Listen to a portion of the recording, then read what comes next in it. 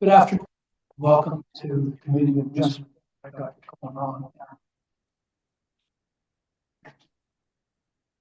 So just give me a second. No.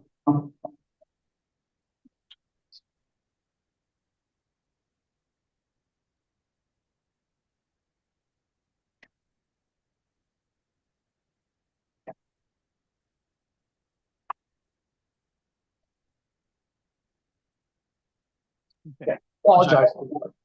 Still feedback. Sorry.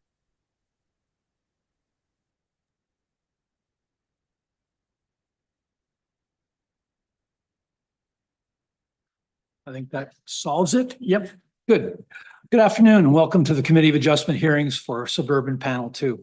We are a City of Ottawa quasi-judicial tribunal that holds public hearings to consider Planning Act applications, including minor variances to the zoning requirements and consents to sever. Our hearings are now in Ben Franklin Place, 101 Centerpoint Drive. We are also enable remote participation by video conferencing for our registered speakers. We are live streaming on YouTube, and the video will be archived and available for future viewing by the public. My name is Fabian Poulin. I'll be chairing today's hearings, and you can address me by my name or as chair. And with me are my fellow panel members, Jay Baltz, Heather McLean, and George Barrett. The procedure for the hearings will be as follows. Listed on the agenda and appearing on the screen from time to time are the applications we'll hear today. For the sake of efficiency, I may deal with agenda items in a different order. Panel members have reviewed the planning reports and any written submissions in support or in opposition to each of the applications. Today, we'll hear any oral submissions relating to the applications. As part of the statutory public notification requirements, each applicant was required to post a sign on the property in question before the hearing. They also had to confirm in writing that they did so, or they'll need to swear or affirm an oath today that they've fulfilled the sign posting requirements. Otherwise, we may have to adjourn or postpone the hearing. The panel may ask for a brief presentation of an application followed by questions for the applicant and city planning staff. We will then hear from members of the public who have registered to speak, and we may also have questions for them. Finally, the applicant, who has a burden of proof, will have an opportunity to make final comments. Please address your comments to me as the chair, starting with your name and spelling it if necessary, and your municipal address for the record. All presentations are limited to 5 minutes. Any exceptions will be at my discretion. At the end of the hearing, the panel may either make an oral decision or we may reserve our decision, which means it won't be delivered today. In either case, and within 10 days, the Committee of Adjustment will send the official written decision and reasons for it to all the parties, participants, and anyone else who has requested a copy. Does anyone have any questions about the procedure we'll be following today? No questions? Are there any declarations of interest by any panel members on this panel or for applications on any of the other panels? Mr. Wells? No. No. Mr. Reck? No, there are no declarations of interest. The committee has received a request for adjournment on application number 7. That is to do with 1140 Normandy Crescent. Is A. Clark available? Are they online, Madam Secretary Treasurer? Yes, she's joining the meeting now. Hi there. Hello. Hi there, Ms. Clark. Are you in agreement with the request for an adjournment? Yes, we are. Okay, and I understand you're okay with it going sine die? That wasn't made clear to me. I had understood it was just going to be 2 weeks for additional circulation for the variance required, the additional variance required. Well, that's true, but we don't have a timeline yet on when that notification is going to be going out, so it would have to be sine die. I understand. Okay. All those in favor, panel members of adjourning this application sine die, please raise your hands. The application is adjourned sine die. Thank you very much, Ms. Clark. Thank you. All right, now we'll be hearing the applications. We'll be moving to the fast track agenda. So we have several items that are on the unopposed list that we would like to proceed with. And in order to be on the unopposed list, you have to qualify with the following qualifications or criteria. No objections or concerns from the parties, the applicant, the city, or the public. No amendments are required. There are no registered speakers. A sign posting of the declaration has been received. The applicant or agent has confirmed that they agree with all requested conditions, if any, and there are no questions from the panelists. Are there any questions from the public with respect to these applications? The applications have to do with 1124 Parisien Street, 1358, 1362 Mory Street, and 1250 Trenton Avenue. Are there any questions from the public? Anybody online? I'm not seeing anyone, Mr. Chair. Okay, thank you very much. So to that end, I'd like to ask the panel to approve the following applications. 1124 Parisien, 1358, 1362 Mory Street, 1250 Trenton Avenue. All those in favor, please raise your hands. These applications have been approved. Thank you very much.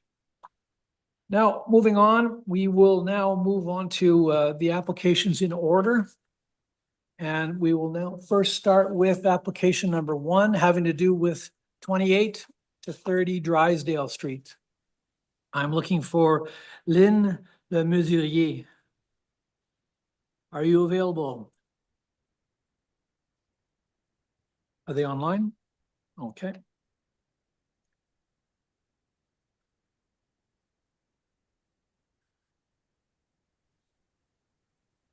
Hello, I'm here. Sorry.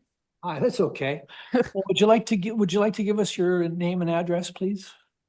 Yes, so I'm the agent for the owners. My name is Lynn LeMesurer. LeMesurer is L-E space M-E-S-U-R-I-E-R. And my address, it would be where I work, is 101, Suite 101 at 85 Plymouth Street, Ottawa, Ontario. And the property is 28 Drysdale Street, Ottawa. Thank you. Would you like to give us a brief description of your application today? Yeah, so this application involves what we would term a technical severance, where the owners purchased 2 abutting existing townhouse units that have merged for Planning Act purposes. So these are 2 existing townhouses. There's no new development or construction happening. The application is to separate the titles or restore the separation of titles, if you will, so that the townhouses can be sold. Okay, thank you very much.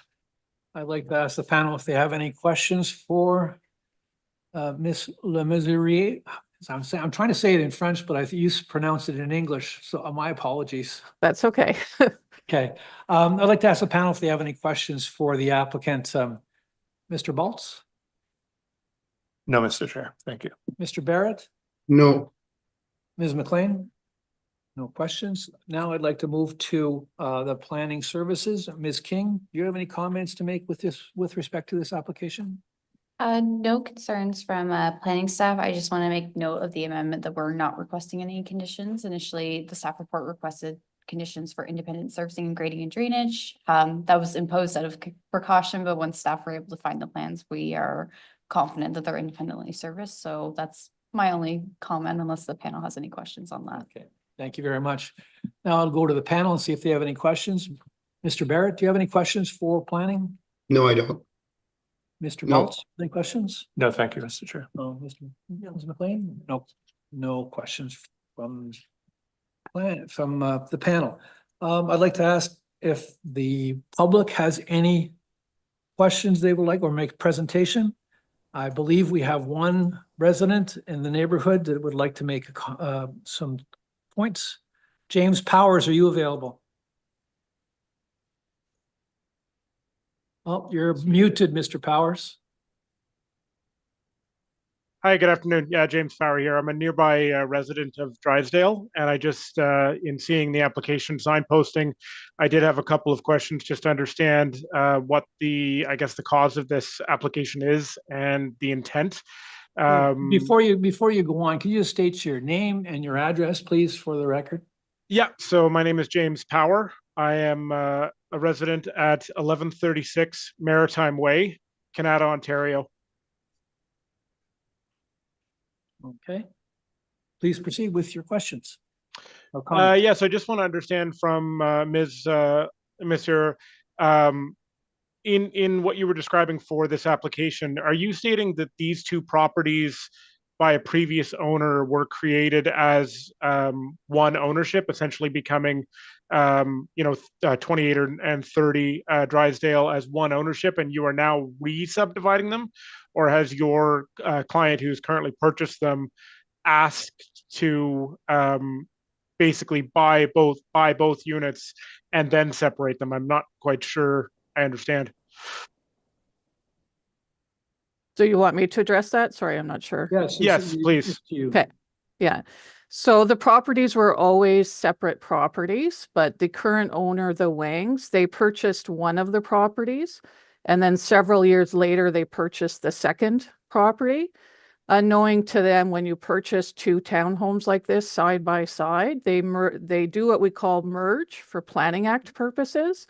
And you can't then sell them separately without coming before the committee to get a severance. So we call it a technical merger, if you will, because they were always separate. They were approved and built, as individual units. It's just because they bought two immediately abutting units, they merged for Planning Act purposes, and now we're here just to re-separate them to allow individual sale. So Okay, that's- and that yeah. is the plan, is they're just being sold separately? Yes. Okay. In seeing the application, that wasn't 100% clear, and I just wanted to make sure that we're not trying to get a situation where we've got 4 units going into 2, as that's been a thing that's happened recently in some cities. Any further comments, Mr. Power? No, I don't believe so. Does the panel have any questions for the public? Mr. Baltz? Ms. McLean? Mr. Barrett? No. Okay, no further questions from the panel. Ms. Lemesurier, I'm sorry, but I don't know how to say it any other way. That's fine. You now Thank have you. the opportunity to have the last word. I don't think I have anything to add. Thank you. Okay, that's great. Now I'd like to ask the panel if they would like to reserve on this application. All those in favor to reserve, please raise your hands. The application will be reserved and we'll let you know of our decision within 10 days. Thank you very much. Okay, thank you. Okay, our next application has to do with 7 Cassone Court. And I'm looking for Benjamin Clare.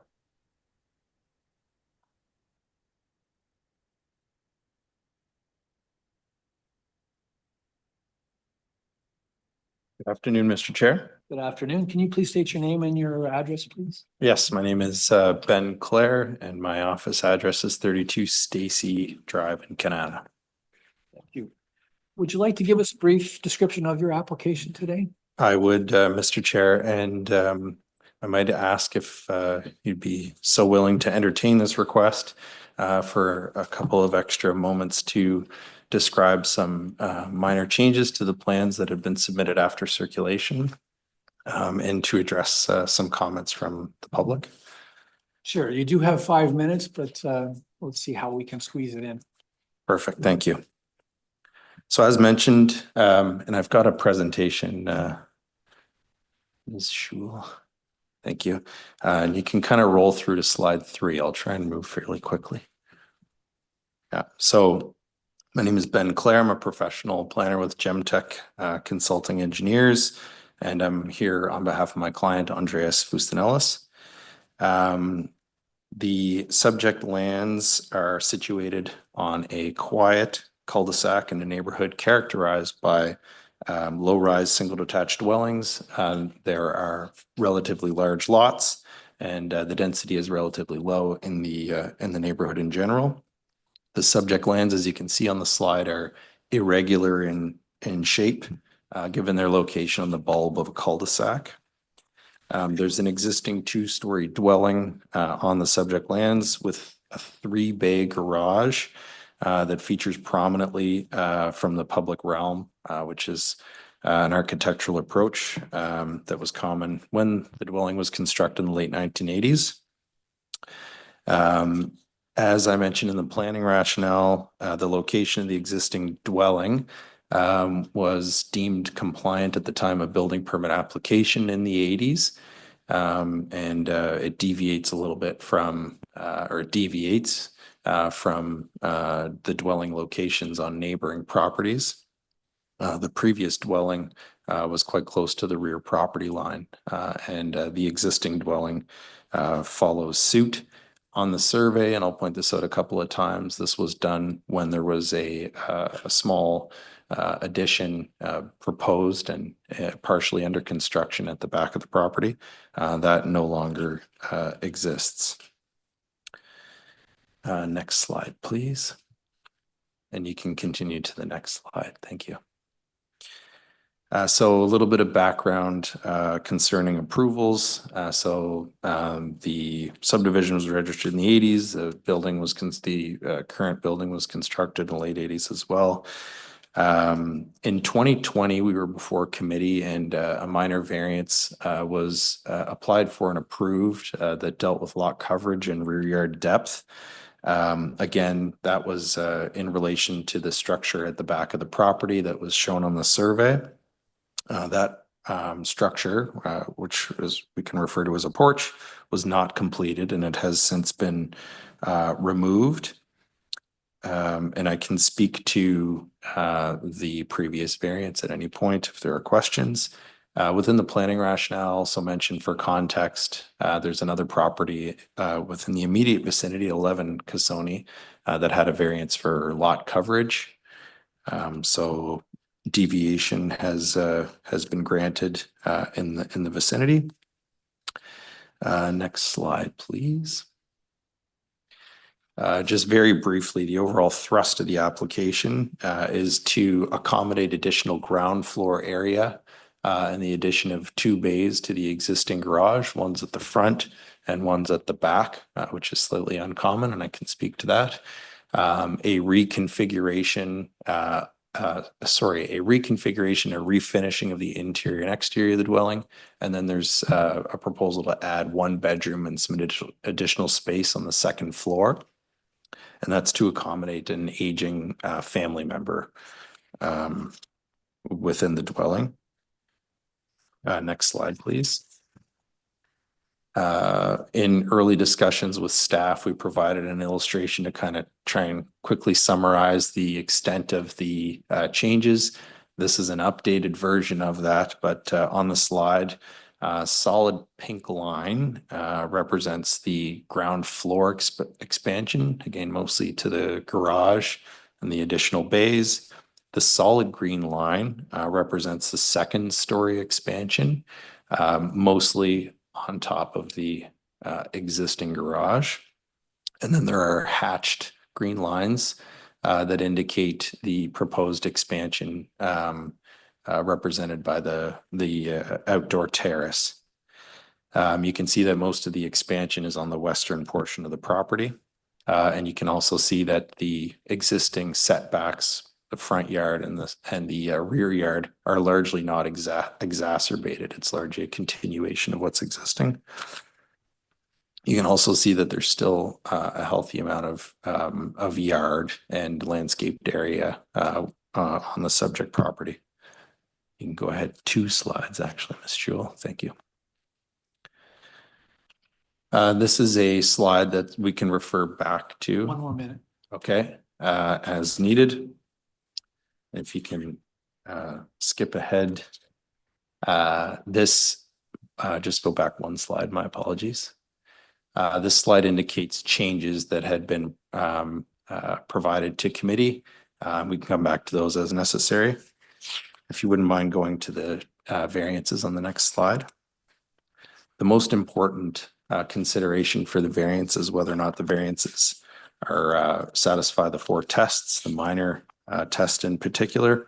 Minor nature shouldn't be a mathematic consideration. It should be focused on undue adverse impact. I detail within my planning rationale that there is no undue adverse impact on any of the neighbors, including the neighbor to the West specifically, who is most impacted by the application. However, none of the impact is undue. That neighbor has a blank wall facing the application, and the proposed layout has been designed such that there will be no or extremely little impact on that neighbor. Happy to take any questions whatsoever. Thank you you. very much for your presentation. Now I'd like to ask the panel if they have some questions for the applicant. Ms. McLean, do you have any questions? No. Mr. Barrett, do you have any questions?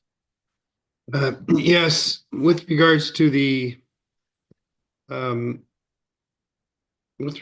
terrace, is there a, I don't see that on the plan, is there a set of stairs to the outside for safety reasons? Through you, Mr. Chair, there's no exterior stairway. The terraces would be accessed from the interior, from the second story. Thank you. Mr. Baltz, do you have any questions for the applicant? Thank you, Mr. Chair. Also with regards to the terraces, so there's two separate terraces. Are they set back? It was hard to see on the plans. And what sort of barrier is around them? I would like you to address overlook and privacy of the house to the west. Certainly. So the terraces, it's important to point out that the terraces comply with zoning. There's no relief being requested in relation to the zoning. Could be argued that the lot coverage plays a role in the existence of the terraces. But there are, yes, you're correct. There are two terraces. There's one terrace that's towards the front of the property atop the existing garage.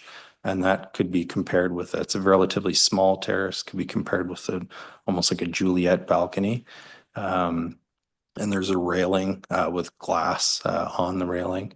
And I don't think there's much in the way of impact on any adjacent landowner with respect to the one at the front. The one at the side is kind of an expansive terrace. It is atop the proposed expansion of the first story garage. And it has the same glass railing. There are windows within the addition on the second story, but that are fairly minimal in order to promote privacy as it relates to overlook. Again, there are no windows within the exterior or within the dwelling on the to the west. There is some amenity, but largely the terrace itself shouldn't impact that property considerably as it concerns overlook. If I may, that there's not, with glass railing, of course, there's no visual barrier there. So is the rear terrace, people on it looking directly into the backyard of the neighbor? If I could ask, is Ms. Schuler, are you able to bring up a copy of the site plan? And as Ms. Schuler's bringing up the site plan within the presentation, maybe if you can go back 3 or 4 slides. Thank you. This one's fine. So the purple area or the pink area represents, in simple terms, the area of the terrace. And you can see quite a bit of yard within the interior of my client's property. There's an existing fence there. There'll be a fence that continues.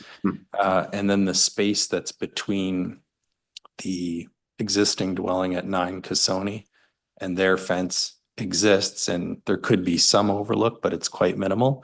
And then the rear yard is 10 meters or 15 meters distance. It's not in a situation where there's significant overlook or privacy concerns, in my professional opinion. Thank you. Thank you very much.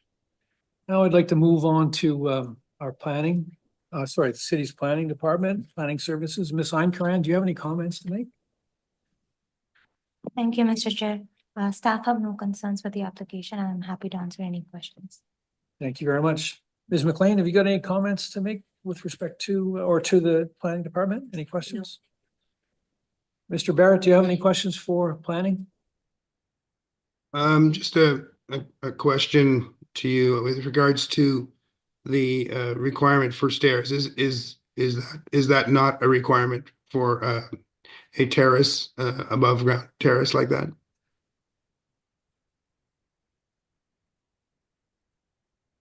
Can I take a moment? Sure. Sure.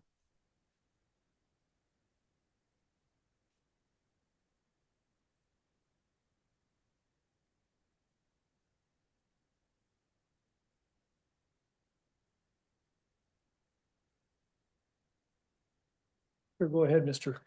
Benjamin. If it assists with responding to the committee member's question, this a building permit has been applied for, and there have been several rounds of comments. And I don't believe that issue has come about. So I don't think it's been flagged. I'm not an expert on that topic, but just thought I'd add that for Thank you. in the event that it's of assistance. Graham? Sorry, I'm not aware of if an exterior staircase would be required. It will be building permit who will be reviewing it. So building code services would take care of Yes. those kind of issues? Okay. Does that answer your question, Mr. Barrett? Yes, thank you. Thank you. Okay, so Mr. Baltz, do you have any questions for? No Climate Service? questions, Mr. Chair. Okay, thank you. Okay, now we'll move on to the public and ask the public if they've got some questions. We have two persons, or Mr. Richard Hoekstra, are you available, sir? Come on down, and you can stay there, Mr. Clare. You don't have to move.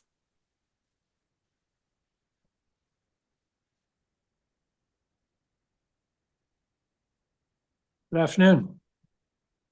Could you please state your name and your address? You need to press the button so that the green comes up on your, there you go. Okay, so my name is Richard Hoekstra, Hoekstra, and I live at 3 Cassone Court.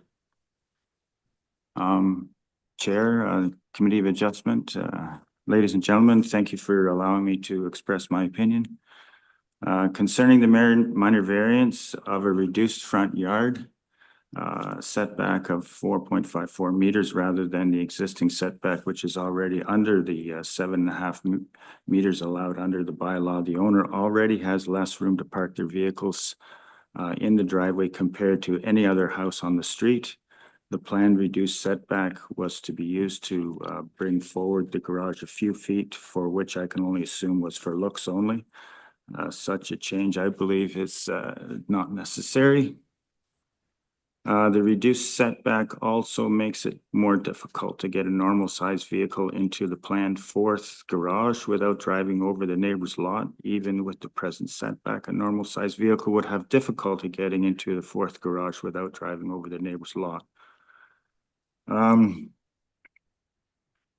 Concerning the minor variance of the increased lot coverage of 31.12% rather than the 25% allowed under the bylaw, the design of the addition includes a garage that in a previous Gemtech document that was dated 4th of February 2025, it stated that the garage would be used only for, or would be used for landscaping equipment.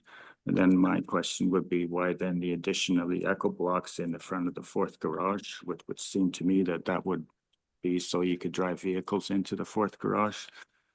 The additional garage has no purpose other than to add additional storage space. There's enough storage space already in the existing garages, and there's an existing shed in the back, so that would be included in storage space. Additional storage space, I believe, is no excuse for additional lot coverage. The proposed terrace is above an existing ground level patio. The ground level patio was rarely used, or was rarely, if ever, used, and I would predict that an above ground terrace would also be rarely used. Furthermore, the proposed terrace is uncharacteristic of the other houses on the street, and the planned terrace is on the west side overlooking the neighbors at 9 Cassone, reducing, I believe, reducing their privacy. Furthermore, the previous mentioned Gemtech document states that, quote, expansion will provide room to accommodate an aging family member presently living elsewhere, end quote. Given that the interior of the home is presently gutted, that means like all the insulation is gone, all the drywall is gone from the interior of home. I'm sure that when it is rebuilt, that it can be designed to accommodate your aging family member rather comfortably, along with the owner and his partner, which is 3 people.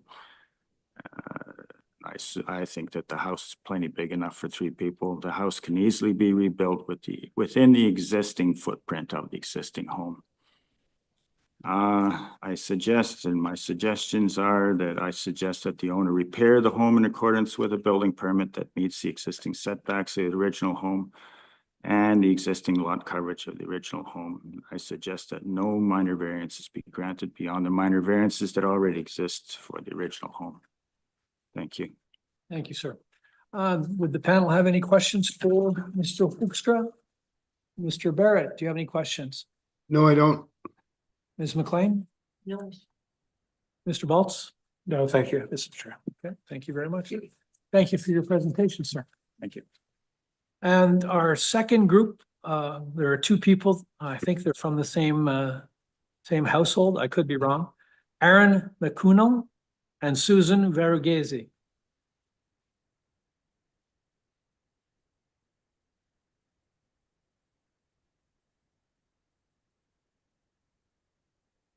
Hope I got your names correct. Yeah, Arun McConnell.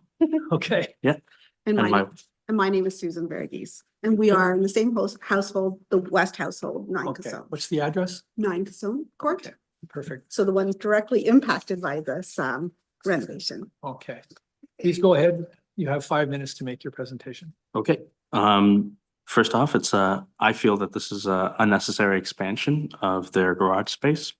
The homeowner's desire to add a 4th garage for lawn maintenance equipment is excessive and unnecessary. The existing 3-car garage should be sufficient for vehicle storage and reasonable storage of household items, including some lawn maintenance tools. A 4th garage solely for lawn equipment represents an inefficient use of space and resources. With regards to their current property, the existing upkeep and the existing shed, the presence of a dilapidated shed on the property suggests a potential pattern of neglect and insufficient property maintenance, which raises a concern about the homeowner's commitment to maintaining the expanded structure and surrounding property in the future. Approving the variance could lead to further deterioration of the property's appearance and negatively impacting the neighborhood aesthetics. With regards to privacy and safety concerns, security concerns, the proposed terrace on the garage and backyard raises significant privacy and security concerns due to its proximity to the school and our master bathroom. The terrace could create opportunities for overlooking and unwanted access, compromising the safety and well-being of residents and students. Disturbance of the neighborhood ambiance. Expanding the footprint of the existing building would disrupt the established ambiance and character of our neighborhood. The increased size of the structure would encroach upon the existing space and alter the visual harmony of the street.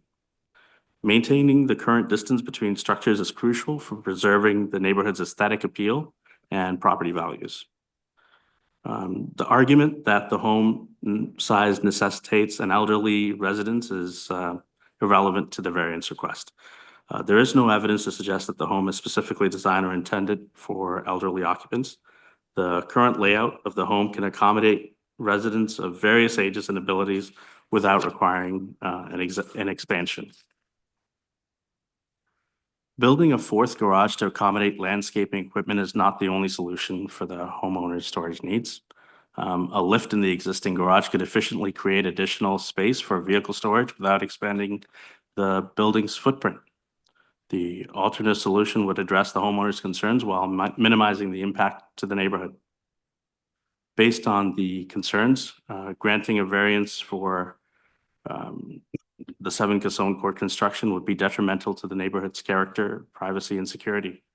The proposed expansion is unnecessary and would create an undesirable precedent for future development in the area. Therefore, I strongly urge you to deny this variance request. Thank you.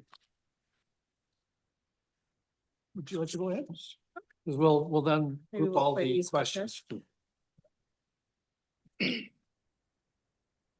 My points are probably very similar to my husband. So my name is Susan Verghese and I live at 9 Cassone Court with my husband Arun McConnell and my children Koshi and Evie. It came to our attention mid-March that our neighbor Andre had put in a request for a minor variance to his property at 7 Cassone Court. After going to the City of Ottawa's website for more details about this minor variance and having reviewed the proposed proposal sent by Gemtech, we had some serious concerns about the proposal. For context, our family moved into our home on Cassone Court in October 2016 and resided, Andre had resided at 7 Cassone Court at that time. And a few months later, his brother Spiro had bought the house at 11 Cassone Court. So we are living between two brothers, which is interesting dynamics as a whole. But for the most part, our relations with both sides have been very good. We've had no concerns. It's been quite cordial.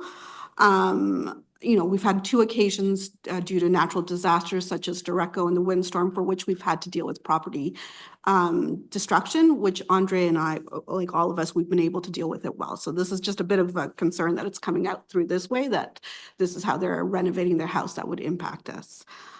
And I'm definitely not a person who would like to meddle in other people's way of conducting their home life, but unfortunately, this new addition to Andre's home will impact our home.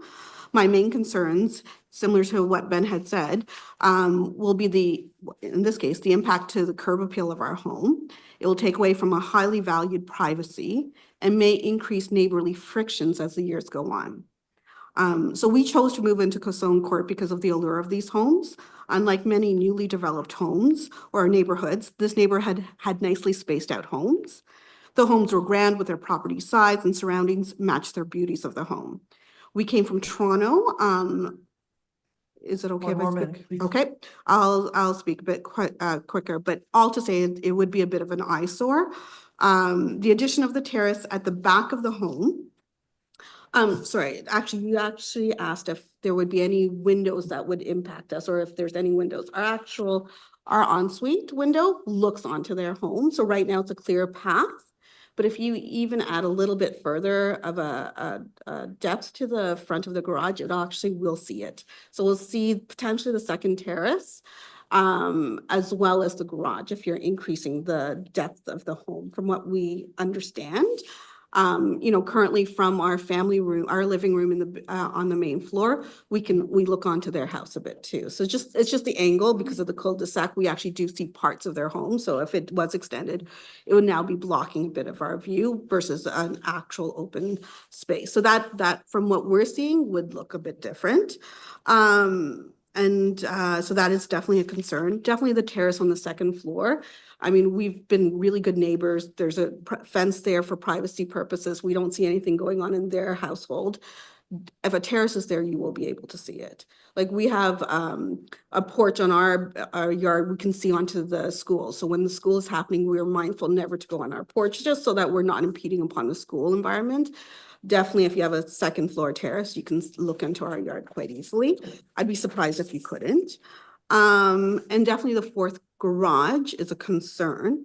I mean, I understand if they wanted to put a shed adjacent to the house, right on that side, if it fits the parameters, we wouldn't have any concerns. But if there's a garage door, if they were to choose to sell their house, the likelihood that another vehicle would try to park in there or attempted means that they would probably be maneuvering onto our yard. From what we can say, it's not a huge area in that front. So, I mean, I'd love to have them show us that it wouldn't go onto our yard, but that would be the concern.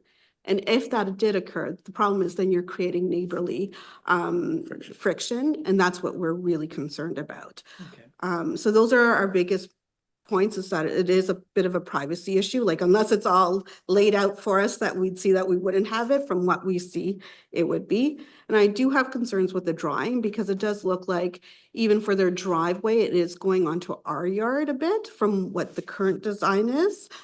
Because what we were told, what our land space is to what that picture is, it looks a little different. So I would definitely want a surveyor in just to make sure that it doesn't go over, because right now from from that diagram, and maybe it's not to scale, or maybe we were misinformed in some way. It does look that the driveway at the very closest to the road does extend into our yard. I'll have to. No problem. Understood. Okay, perfect. Yeah. Okay, so, did you want to respond to anything of that, Mr. Clare? Mr. Chair, there's been a lot that all three neighbors have raised that would benefit from clarification. I guess I would urge at a high level committee members to weigh the information that was presented within the planning rationale, the information that's been presented that's objective and clear. You know, I think I guess there's a couple of things. Room for cars has been raised as a concern. The bylaw requires 1 parking space on this property. There's ample space, internal, external, for vehicles.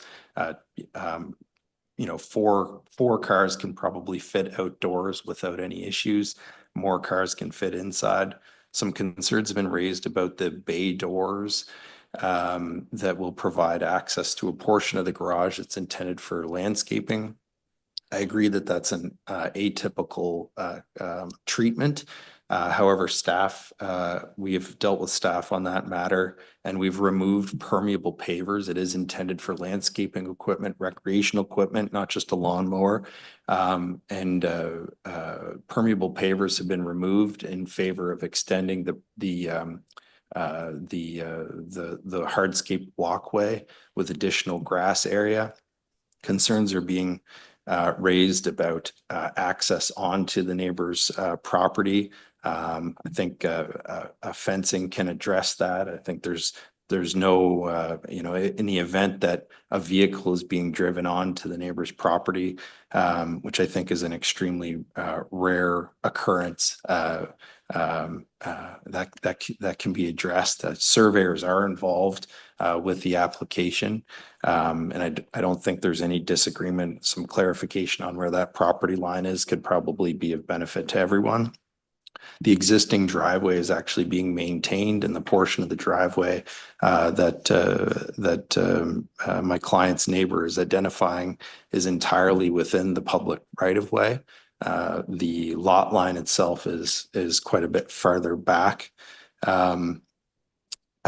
Comments were made about concerns over access to the school and overlook onto the school. I'm tempted to ask the neighbor to elaborate on those points, but I think that's outside of the auspices of professional planning.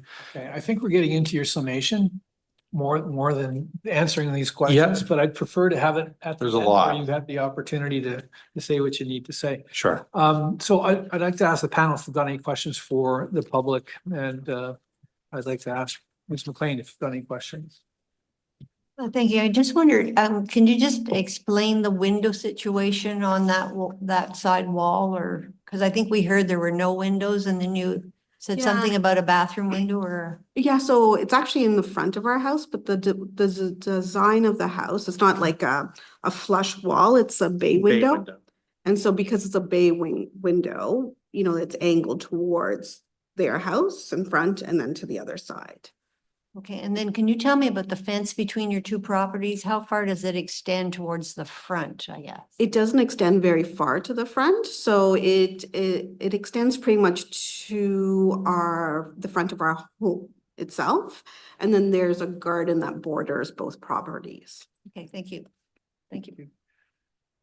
Mr. Barrett, do you have any questions for? No, I don't. Okay, Mr. Waltz? No, Mr. Chair. Okay, thanks. I wondered if, Ms. Schul, could you bring up one of the site plans, one particularly just showing the garage addition? The garage door number 3 and garage door number 4. So if I understand correctly, Mr. Clare, that the area that in pink there, the items in D are the 2 garage doors? They're the additional bay doors, that's correct. Okay, and is this a drive-through garage? It's not intended to be a drive-through. There's not any indication that there's a benefit of having a vehicle in the rear yard. It's to access it. A bay door is being chosen here to promote the accommodation of space rather than, you know, two typical man doors. It's for access for yard related equipment. It's not for vehicular purposes. The reason why I ask is I've seen situations like this where the two garage doors are one across from another, where people use it to drive through to get the equipment to the back of the property once they receive it at the front door. So that's why I'm asking the question. Okay, I'm Okay. not familiar with those Okay. situations. Yeah. Okay, thank you. Yep. All right, so this now is your opportunity to sum up and give the last word.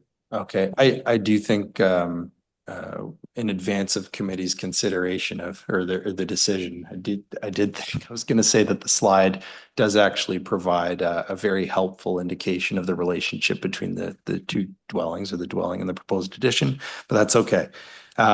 I think what I would emphasize here is there's three variances that are that have been applied for. One is with respect to front yard, one is rear yard, the other is lot coverage. Many of the concerns have been raised around the terrace, which is permitted under the zoning bylaw, save and except its relationship to lot coverage. It is my professional opinion that the variances satisfy the 4 tests, and that given the regulatory environment that this application represents good planning, and I will leave it there. Thank you. Okay, thank you very much. I'd like to ask the panel if they'd like to reserve on this application. All those in favor to reserve, please raise your hands. Your application will be reserved and we will let you know in 10 days of our decision. Thank you very much. Thank you very much for your submissions. The next application we're going to hear is having to do with 1178 Cummings and 1098 Ogilvie. I'm looking for Danica Simard, Joshua Moon, and Robin Bizana.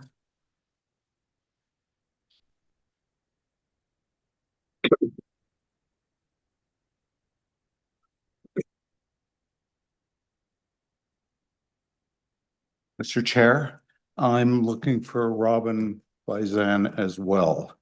And he is going to be joining us virtually. Okay. Perfect. Originally, you were supposed to have Francois Moffett, who's Senior Manager and Executive with Plus Lux 2 Inc., the developers of the properties, marketed under the name Luxo Place. And you were supposed to have Anne-Marie Magnerone, my partner at Pearlie Robertson, who has a personal matter that called her away. And so they've brought me, Joshua Moon, M-O-O-N, address is on the Pearlie Robertson letter, 340, Suite 340 at 1400 Albert Street in Ottawa. But really, my associate Danica Simard is probably the most knowledgeable because she did all the work in the application and the submissions and knows the most. And that's why she's here, because I'm just pitch hitting for this afternoon. And there's Robin Bezani, who's the project manager on site. He's actually not physically on site right now. He's on course, but he's come out of course to be with us, knowledgeable about the details of the easements that are at issue. This site is a little bit east of Surville and Ogilvie, a little bit farther east of Ogilvie and Saint Laurent, and it is promoted for higher density because it's all in proximity to the Saint Laurent transportation hub at Saint Laurent Shopping Center and the LRT station. The first 2 towers of 4 towers are at 95% complete. Both towers have occupancy. Mr. Bizani is working on completing the last 5% and getting construction materials off of phase 2 lands, which are closer to Ogilvie Road. The submission letter, which is quite lengthy, but at page 5, it has a summary of these consent approvals for a severance and for easements. And it's probably the best summary, but technically there will eventually be 4 towers, 2 buildings, phase 2 being 95% complete. And we're at the point where the owners and developers need to split the property in 2 for financing purposes. Financing will go on phase 1, and then they'll move on to start work on phase 2. Site plan approval has been put in place for the entire project. Site plan agreement registered on title. So it all is in compliance with the zoning provisions. And this is drawing a line between phase 1 and phase 2. But there are some shared components. So there's a reference plan that has 6 pages, multi-level reference plan with, I think, 5 levels. And then the 6th page is a profile view of all the sections. Those parts on the reference plan, and if you have particular questions to ask about any of the particular parts on the reference plan, you're not going to ask me, even though I studied them last night. You're going to ask Mr. Bezani or Ms. Simard about the particular parts in the reference plan. But broadly, they accommodate a shared driveway and shared access to parking and some shared routes that both phase 1 and phase 2 have to have in place.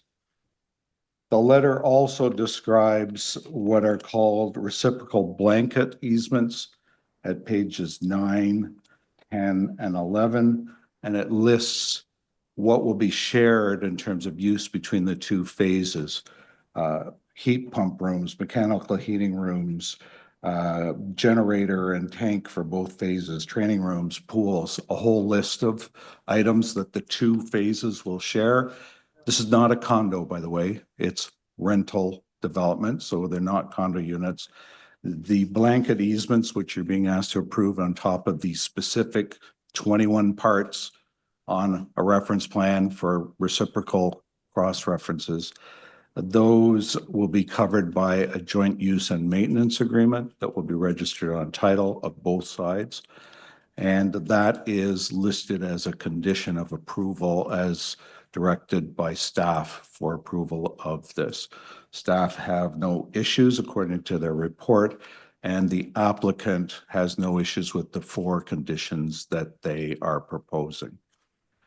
I think that summarizes it, and I did it. I'm not losing my touch. I did it in less than 5 minutes. So if there are questions, somehow we'll figure out how to answer them. Perfect. Thank you very much, Mr. Moon. Ms. McLean, do you have any questions for the applicant? Thank you, Mr. Chair. Could you clarify if there is a strata ownership or if it's just all strata easements? I'm going to answer partially and then ask Mr. Bezani to answer, but my understanding, looking at the plans, I think it's Onesso Sullivan surveyors who have drawn the line on the reference plans. I think it's a straight up and down vertical line between the 2 properties as I look at it. And there's not an overlapping where you've got a strata circumstance, straight line. And if you look at one of the conditions of approval from staff, it's that it meets building code for fire separation. So that's generally kind of vertical. But I'm going to turn it over to Robin, and Robin, you might see the reference, Mr. Bezana. Is there a strata element as asked by member McLean? You pretty much nailed it on the head. There is between the 2 buildings, there is a fire separation. And it will be open once phase 2 is being built. Just to clarify, there's no strata ownership where one owner of the phase owns land underneath the other owner's phase. No, it's the same owners for both sides. Okay, thank you. Mr. Baltz, do you have any questions? No, thank you. Okay. Mr. Barrett, do you have any questions? No, I don't. Thanks. Mr. Moon, now you've got these, you're going to be separating these 2 properties, correct? at a future date, will you be selling one or the other? It's open to the developer, same owner on both sides, Plus Lux 2 Inc. It's open to them to sell one or the other. For now, the purpose of this is to put their financing only on phase one that's just being finished. So they're shifting from construction financing to the takeout financing, but they want the property that's closer to Ogilvie to be free for them to then start their process of financing and developing of that property. And I'm forgetting the address, but the Ogilvie Road frontage, we'll call it. Phase one. Phase two. Phase two, okay. Yeah. Now, If I can just add, it's just that right now for the whole land and for phase one, it's on a loan, a construction loan.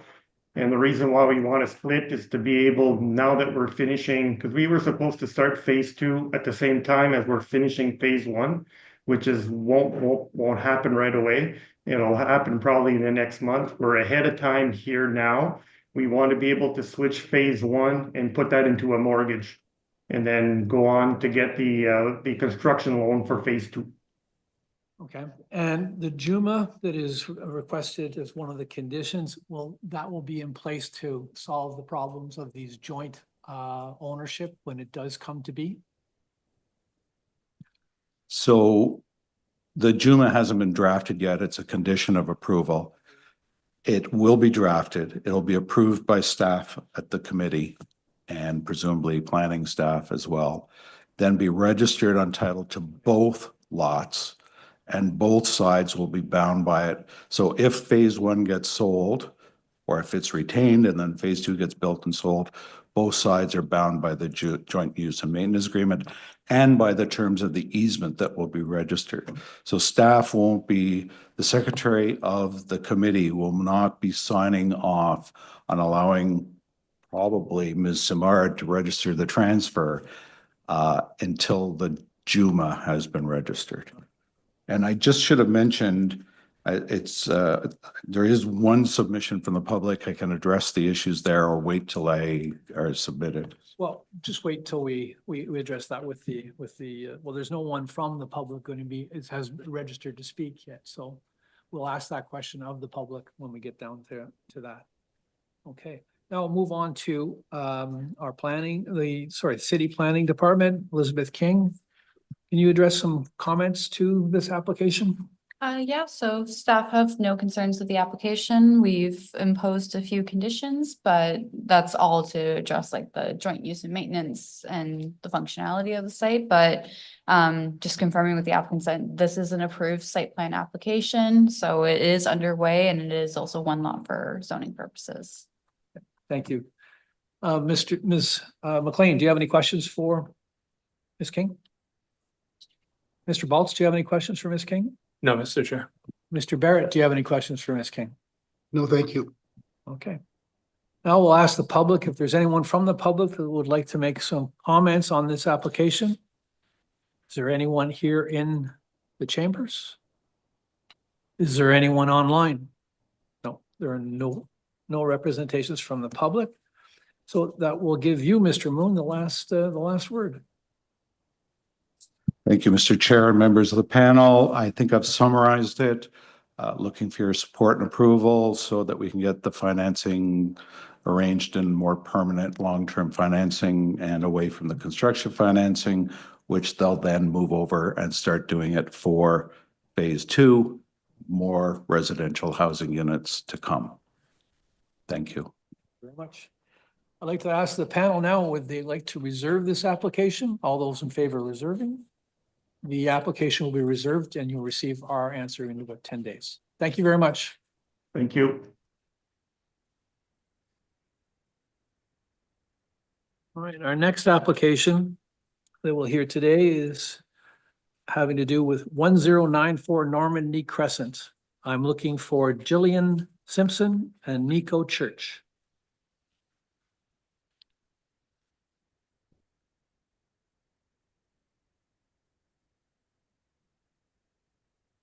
Good afternoon. Good afternoon, Chair. As you can tell, neither of us are Jillian Simpson. My name is Nico Church. I'm a senior planner with Photon Consultants at 420 O'Connor Street. With me is Lorenzo Cavalieri, who is the property owner. Would you like to make a brief description of your application? Yes, I would love to. I do have a presentation that I sent to the committee.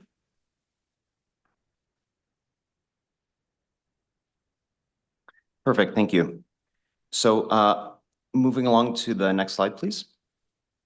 So the property in question at 1094 Normandy Crescent is located in Carlton Heights.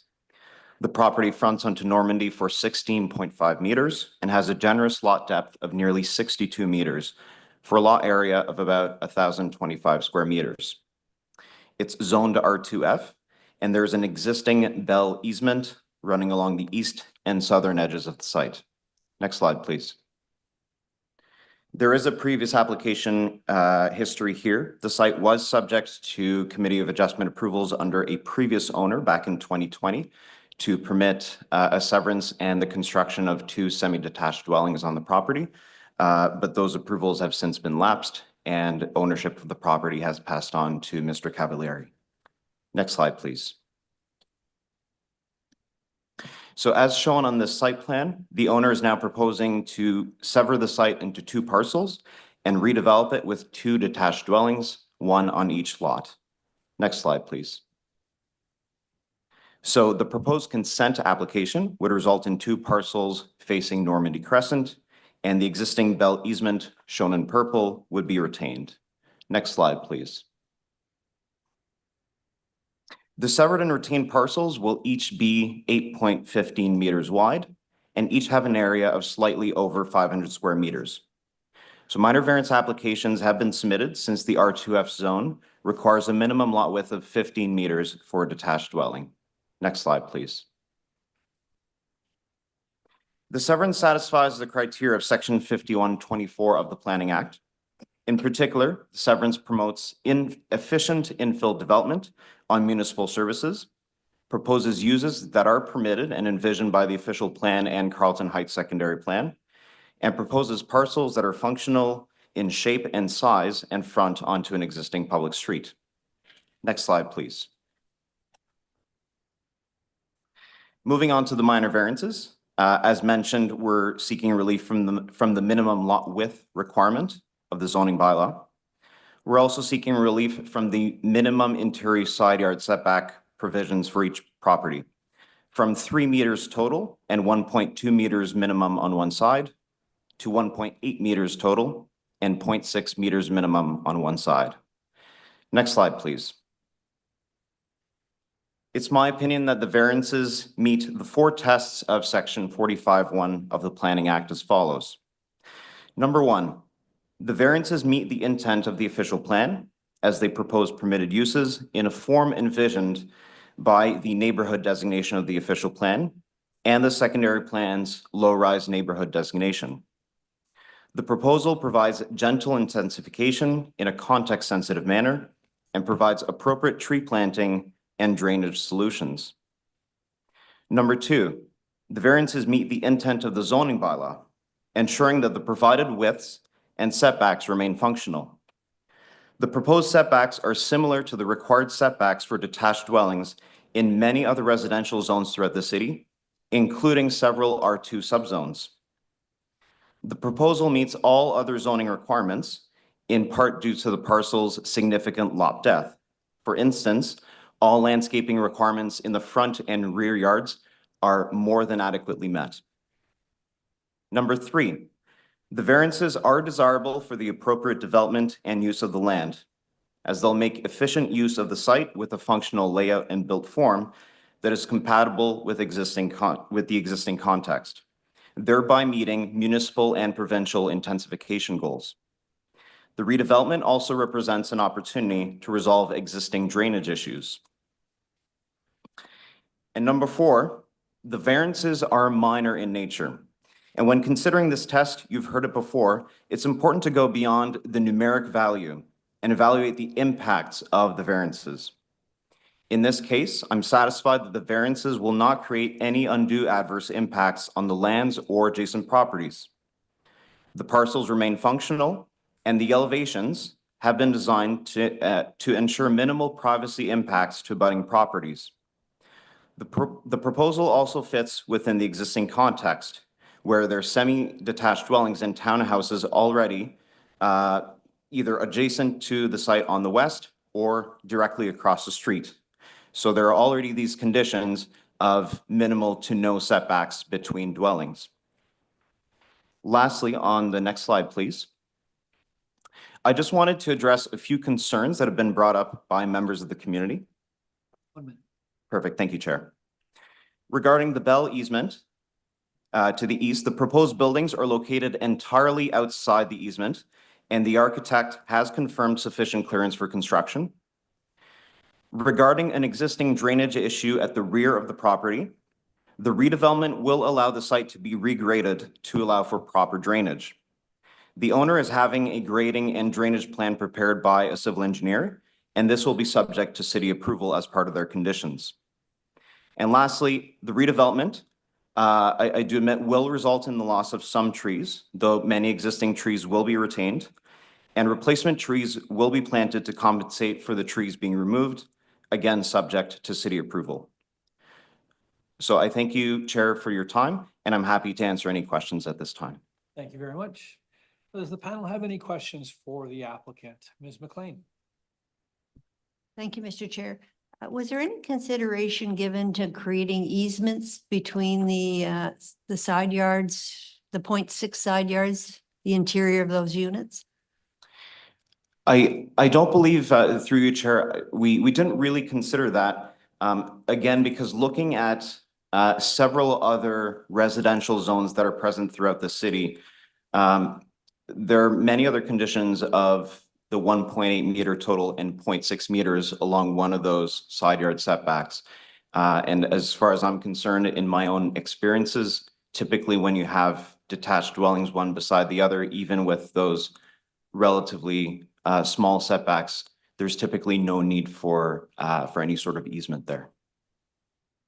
And so one owner could fence, I guess, and between the two dwellings, but are there there are some windows between those walls? Through you, In Chair, each dwelling, yeah. through you, Chair, there are some windows. They've been designed to be relatively small. In my presentation, I did include elevations and renderings. I'm happy to go through them. You also have them in your materials. I'm happy to go through them if you'd like. And I guess my last question, and thank you for that. Are additional dwelling units permitted in these units? Not that I'm aware of, no. Okay. Right now it would be 2 detached dwellings. Okay, thank you. Okay. Mr. Barrett, do you have any questions for the applicant? No, thank you. Mr. Baltz, do you have any questions for the applicant? Just to follow up, because the community association and others raised the drainage issue. It seems to be a lake forming in the backyard sometimes. Is it in your preliminary discussions, is there a solution that will get that water off the lot and not onto adjacent lots? Yes, thank you for the question. And through your chair, it's an unfortunate situation. There's been a lot of redevelopment in the area, particularly a parking lot just to the south that was recently constructed that have exacerbated the issue. So it's unfortunately not the property owner's fault. That being said, this redevelopment does provide an opportunity to get that pooling out of the way. And so the grading and drainage plan, a preliminary plan has been prepared by a civil engineer. Again, it'll be subject to approval from the city. And typically the city does want to ensure that there's no drainage onto adjacent properties. So the solution that will be prepared will be, it will meet the city requirements. Any further? Okay. I'd like to now ask if there's anyone from the public that would like to make a presentation. Is there anyone here in the chambers? Anyone online? There's no one online, so we don't have any presentations from the public. Now it's your opportunity, Mr. Church, to wrap things up and have the last word. Thank you, Chair. As previously expressed, it's my opinion that the proposed consent and minor variance applications meet the applicable criteria in the Planning Act. In particular, I want to highlight that this redevelopment represents an opportunity to improve existing conditions, especially as it relates to drainage, while meeting provincial and municipal intensification goals in a context-sensitive manner. Thank you. Thank you very much. I'd like to ask the panel if they'd like to reserve on this application. All those in favor? This application we reserved, and we will let you know in 10 days of our decision. Thank you very much. Thank you, Chair.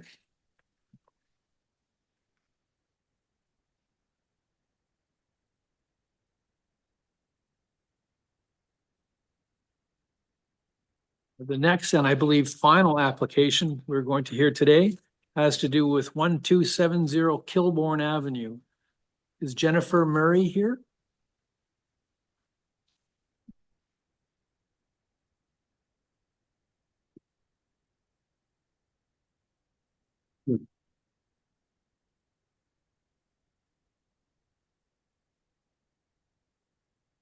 Good afternoon. There you are. Good afternoon.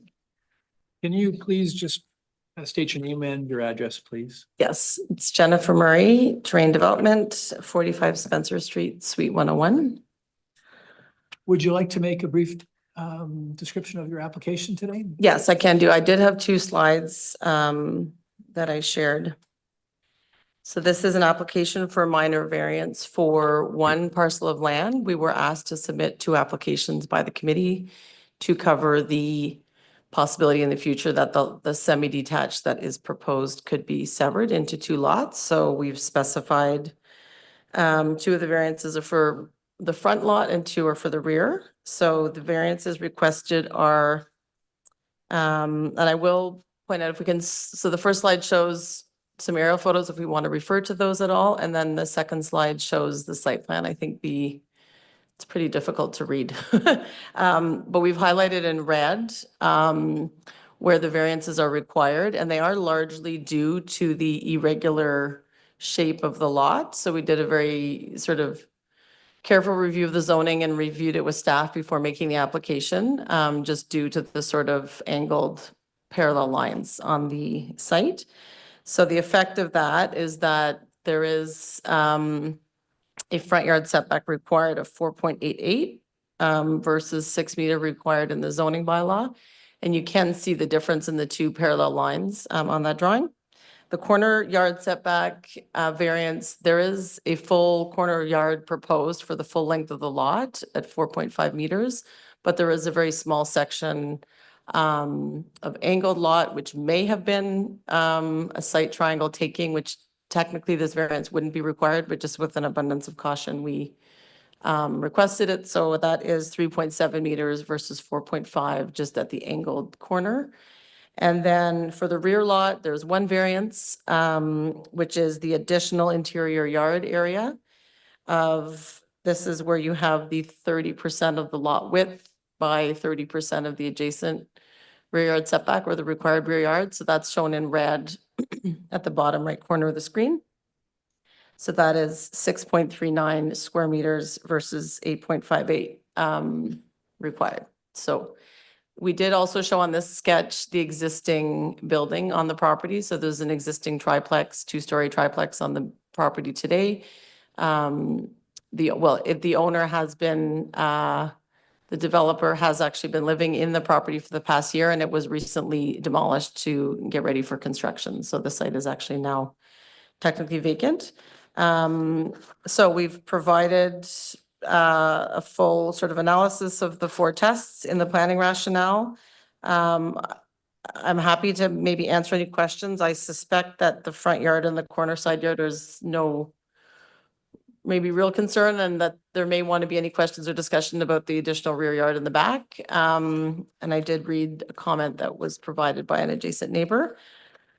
But we've provided basically a full analysis of the official plan, the zoning bylaw, the fact that the proposed variances are minor in nature and that they're appropriate for the development of the lot.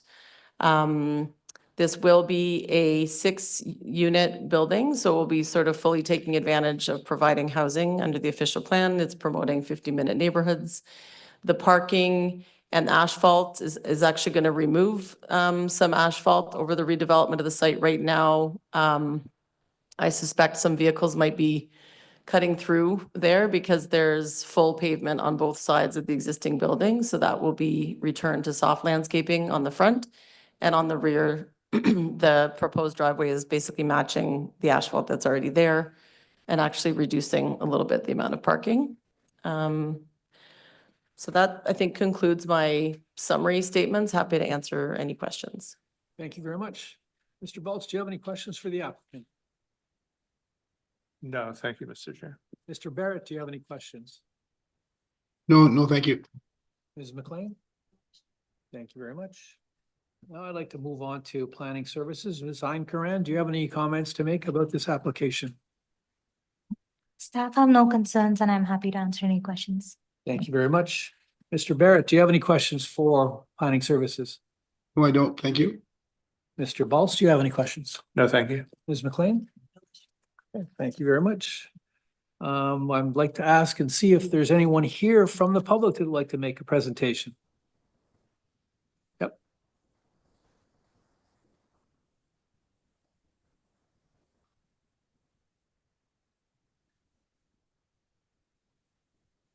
Good afternoon. Please state your name and your address, sir. Hi, my name is Nicholas Khalil. I'm the Assistant Real Estate Director with the Archdiocese of Ottawa, and I live at 36 Beechcliff Street. My workplace is at 1209 Michael Street. The reason why I'm here today is just because that doesn't necessarily have anything to do with that. It's just the Archdiocese owns the church nearby, and we are just inquiring on how that roundabout there will be allowing the parking space, and as far as who the builder will be for this development that's being done. Ms. Murray represents the developer. Okay. Okay. Do you represent the developer? Yeah. Yeah, so that's who's developing the land. Sounds good. Okay. I don't believe there's anything going on with that roundabout. No, I'm not. Yeah, maybe we can speak after. I'm not clear what the question is, but there's no proposed changes to the roundabout. Okay. Anything further, sir? No? Does the panel have any questions for the public? Mr. Baltz? No? No, Mr. Chair. Mr. Barrett? Yes, just with regards to the access for parking, with the roundabout, in your professional opinion, is it, are we talking about, how many spaces are we talking about, and will they be easy to access and egress? Yeah, so there's two proposed parking spaces and it's on an existing driveway that's already there. Okay. So that it'll access the roundabout, it'll be off the roundabout? No, it's on Lemire Street, which is just south of the roundabout. Okay, thank you. Ms. McLean, do you have any questions for the? Thank you very much, sir. Thanks for your presentation. Okay, so now we'll leave the last word to you, Ms. Murray. Thank you. I don't have anything further to add at this time and appreciate your time to consider. You're welcome. Thank you very much. Okay, I'd like to ask the panel if they would like to reserve on this application. All those in favor? This application will be reserved and you'll receive our decision in 10 days. Thank you. I believe that concludes our hearing for today. Thank you all, everybody, and we'll see you in a few weeks. Thanks.